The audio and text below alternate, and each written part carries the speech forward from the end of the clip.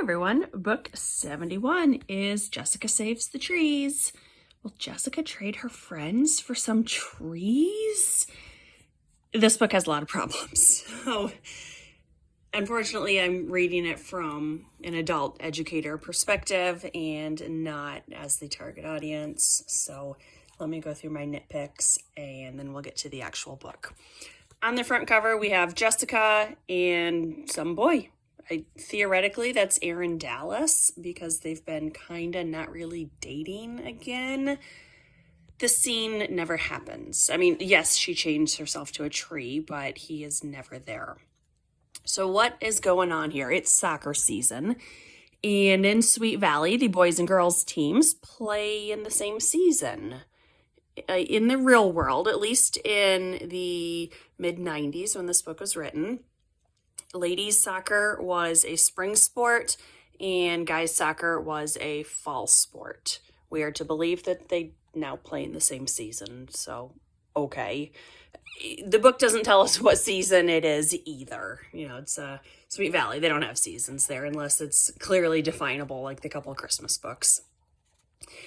And something else that doesn't really happen is we are told the boys team went undefeated last year, which means they get to move up to Division A. That doesn't happen in the real world. In the real world, your division or your conference, depending on your state's naming system, it's based on the population of the total student population of the school. So that wouldn't happen. We're assured that the girls aren't going to change because for as much as this is a series written about girls soccer is just incidental in this book. It may as well not even exist. So that's a problem. And we also don't realize that both the division change and the fact that their field is smaller than regulation, we don't find these out until the season actually starts. And again, that's not how it works in the real world. School districts have an athletic director who many times is also an assistant principal, but they definitely have someone whose job is the enforcement of athletics. So the athletic director would have known months ago that the boys were changing divisions and also that the field wasn't the right size. So none of that makes sense. But let's assume that we're 12 years old and don't know how athletics work in high school or middle school. This book still doesn't work for me. And my biggest problem here is the twins are very much acting out of character. So Jessica is, of course, our main character. Yay. I had a thought the other day. This series would be so much better if in the very last book, we found out the entire series had been happening in Jessica's head. Because somehow she always makes herself out to be the hero. And that is some very delusional thinking. But if this is all like a dream sequence or a fantasy sequence, that makes a lot more sense. I kind of wish the series had gone that way. I mean, it totally would have felt like a cheap cop-out at the end, but it would make a lot more sense on a book-to-book basis.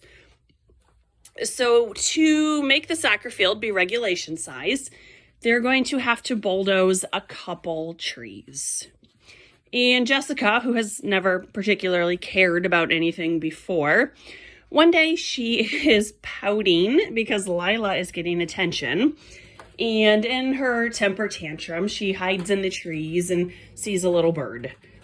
And then she's watching TV and a fictional actress named Lois Latimer is talking about activism. And Jessica decides that she needs to protect the trees. What's surprising is Elizabeth doesn't really care. So this book would have made so much more sense had we switched the two storylines. Elizabeth is, she's in trouble with Mr. Bowman, and it's actually kind of funny. It's not, but it's about time she's not perfect for once. She had published a story about two boys who got kicked out of an ice cream parlor. It was a hard news day. And she did not get a quote from the ice cream shop owner. So she gets in trouble with Mr. Bowman for that. She has to print a retraction in which she gets quotes from the boys, but then the ice cream owner doesn't get to refute that. So again, she's in trouble with Mr. Bowman. And this is more of a Jessica story where everything she does is wrong. And whereas the activism, the tree hugging, that's definitely more an Elizabeth storyline. This book reminded me a lot of Babysitter's 57. Dawn saves the trees. No, Dawn saves the planet. Yeah, Dawn has even bigger aspirations. This book, thankfully, was not that. And that's like the book that pretty much ruins the Babysitter's Club, I think, for everyone who was reading it in the 90s. Eventually, the stories converge when Elizabeth decides that she's not going to take a side. She's going to be objective and present both sides of the story. And Jessica gets mad at her because, of course, she's supposed to take Jessica's side. One day, the girls go to the nature center and they talk to a guy named Bill. And Bill tells us many times that he is a volunteer. I just realized this is like the second book in a row with a character named Bill. Is it really that common of a name?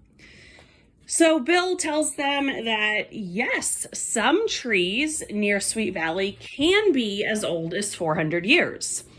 Jessica decides that the trees by the middle school, of course, must be 400 years old, and they need to be saved because where are the little birdies going to live? And Elizabeth, speaking more like Jessica would, says, they'll find another tree. And I wonder, did the ghostwriter even understand the dynamics of these two twins? Because they are not acting like themselves. So Jessica and her cronies decide that they are going to save the trees. And they make signs and petitions. And eventually they lock themselves to the trees. And it's just a big mess. And of course, the other kids are more concerned about the soccer field. And now this is turning into Dawn in the School Spirit War, which is also a horrible book. We also find out that when Mom and Dad were a lot younger, they were hippies. Is that the right word? They were very involved with a lot of social issues and environmental issues. And Jessica decides that, well, if they would surely support this, so I should do it. So eventually the trees, the bulldozer driver is not going to bulldoze the kids, obviously.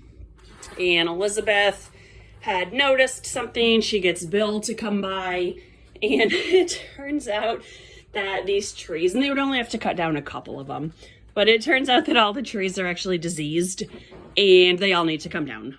So then that costs way more money than they had budgeted. And the kids act like it's their responsibility to raise this money, which it clearly is not. School district, school board needs to figure out where is the money going to come from. In the Midwest, we would pass a millage. They could get a bond. They could borrow it against next year's budget. There's all sorts of answers that do not involve the kids contributing financially. Is that even legal? I don't know. So the trees come down and sadly, everyone loses. There's no trees and there's no soccer field. But then Jessica says, well, but wait a second. If we don't cut down these trees, the disease is going to spread to the whole community. So this is really a community issue. So everyone in the community should be paying for the bulldozing and the replanting. And Jessica clearly does not understand property taxes because everyone in the community has already paid for all of their school obligations. In the Midwest, we pay that twice a year. But, Jessica doesn't understand taxes. Not that I would really expect her to. She's 12 years old. It just doesn't make sense. And in the end, yes, they convince the community to all pony up some money to take care of these trees, and they're going to fix the soccer field at the same time. And everyone lives happily ever after. The end. Couple parts that I want to read. The first is from page 33. My feet hurt, Elizabeth moaned an hour later. She sat down on one of the green wrought iron benches that were scattered throughout the mall and slid her feet out of her shoes. Don't your feet hurt? I guess so, Jessica muttered absently, glancing around the mall. But I'd rather keep trying to raise money than sit. And that's just an example of the two girls acting completely opposite from how they normally would act. And, this is how Jessica, this is just her manipulation. Listen to this. Amy, this would be a lot easier if we could figure out some reason why people who don't go to Sweet Valley Middle School should care whether or not we have a soccer field. Jessica, the whole world would be better off if we stopped thinking me and started thinking we. The students of Sweet Valley Middle School are the future of California. Why shouldn't people want to help us help ourselves? Doesn't everybody benefit if we grow up into healthy, athletic citizens? Citizens who learn how to play by the rules? Citizens who know how to compete? She paused dramatically and lifted her hands.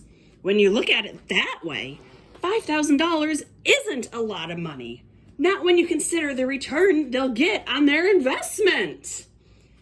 And she is just, I'm very concerned that she is such a master manipulator at 12 years old. Makes me very frightful for the future.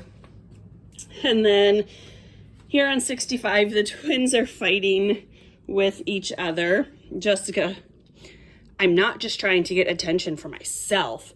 I'm doing it to get attention for my cause. Elizabeth, I thought you said you were through with causes. Jessica, I'm through with causes that help people. People are mean and selfish, but trees and animals are helpless and nice. And then Elizabeth sees through the whole ruse. Elizabeth, so that's it. You're doing this for revenge. You're just trying to stop the soccer field to get back at Lila. Jessica, I'm trying to stop the soccer field because it's the right thing to do.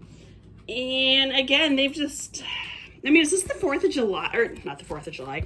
Is this April 1st? They're completely acting like each other. And I don't like it. And then on 103, we get a little more of a hint as to what sort of lawyer Dad is. I'm thinking he's a divorce lawyer.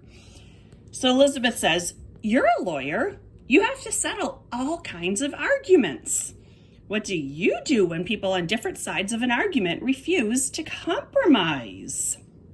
And then later, Dad, when I have a case where the sides refuse to compromise, I try to find out everything I can about the subject of the dispute. Sometimes I'll unearth some piece of information that makes one side of the argument or other emerge as the most convincing. It's like, is Dad a mediator? I guess I always assumed he did personal wills and family law or contracts, but now I'm thinking maybe he's a divorce lawyer. So this book didn't work for me. The twins didn't act like themselves, and the author doesn't seem to understand how school finances work. So don't read this one. They don't even play soccer in this one, so it's not even a soccer-centric book, if that is your preference. The next one is called The Love Potion. I think I read it, but I remember nothing about it. I'm going to assume it's going to be kind of a funny, jokey, over-the-top unicorns book, and right now that sounds pretty good. So this was Jessica Saves the Trees. What would really save the trees is if this book was never published. So go ahead and skip this one, and I'll see you soon for The Love Potion. Bye.